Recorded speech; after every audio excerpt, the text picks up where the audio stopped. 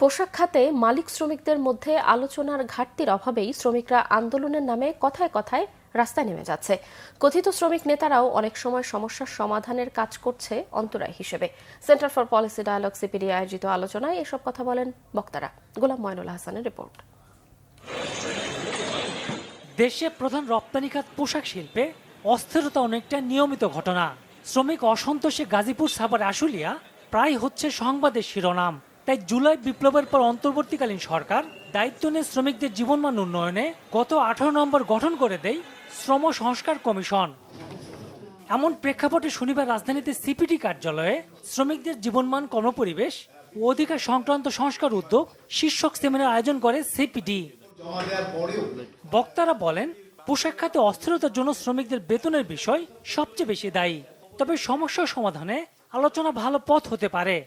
যত ধরনের শ্রম অসন্তোষ ঘটছে বিগত দিনগুলোতে এবং অদূর ভবিষ্যতেও ঘটতে পারে, এই যে যৌথ দর কষাকষি এবং এই যে ডায়ালগের জায়গাটা, এই জায়গাটাতে আমাদের হয়তো খানিকটা ঘাটতি আছে। আমরা নাকি টেবিলের উভয় পাশে বসে যে আলাপ আলোচনা করার কথা সেটা না করে আমরা রাস্তায় নেমে যাচ্ছি। শ্রমিকের বেতন বকেয়া থাকবে, শ্রমিক রাস্তায় নামবে, গুলি খাবে বকেয়া বেতনের জন্য, কারখানা বন্ধ হবে, এটা চলতে পারে না এতদিন পরে। তাহলে কারখানা ভিত্তিক আমাদের যে আপনার ডিসপুট সেটেলমেন্টের যে ব্যবস্থা, সেটা যারা ফারুক ভাই বলেছে, সেটা নিয়ে আমাদের চিন্তা আমাদের নতুন করে সাজাতে হবে। সেটা শ্রমিক অধিকারের সাথে কোম্পানিকে বেঁচে থাকার বিষয় আলোচনায় আসা উচিত বলে মনে করেন বক্তারা।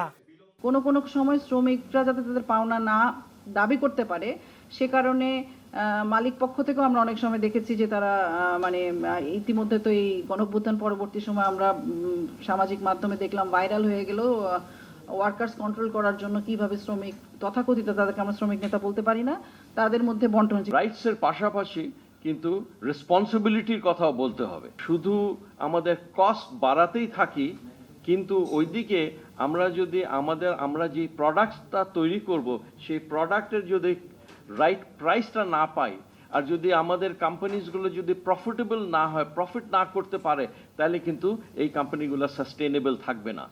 বর্তমানে 42টি খাত ন্যূনতম মজুরির আওতায় আছে। 142টি খাত অন্তর্ভুক্ত হবার সুযোগ আছে বলছে সিপিডি। গোলাম ময়নুল হাসান, বাংলা ভিশন, ঢাকা।